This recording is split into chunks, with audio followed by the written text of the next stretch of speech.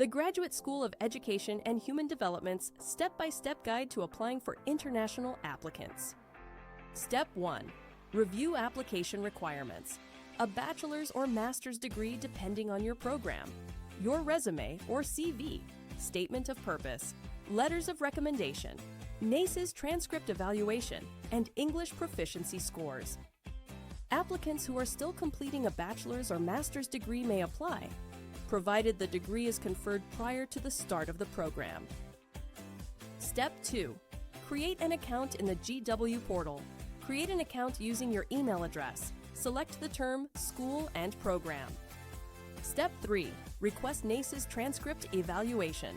If you attended a university outside the United States, your transcript must be evaluated by an active NACE's member. The evaluation should be official and course by course. Step 4. Upload supporting materials. Upload your resume or CV and statement of purpose. Step 5. Request English proficiency scores. We accept unofficial test scores from TOEFL, IETLS, and Duolingo, which can be submitted via email to education@gwu.edu. Step 6. Request letters of recommendation.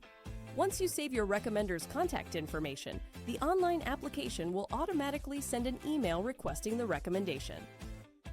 Step 7. Submit your application. There is no application fee. You may submit before test scores and recommendations are received, but your application will only be considered for admission once it is complete. Step 8. Check your application portal. Log in to see application status and missing materials. Status will be updated as your test scores and recommendations are received. Decisions will be published in the portal. Be sure to provide your full legal name as listed in your passport.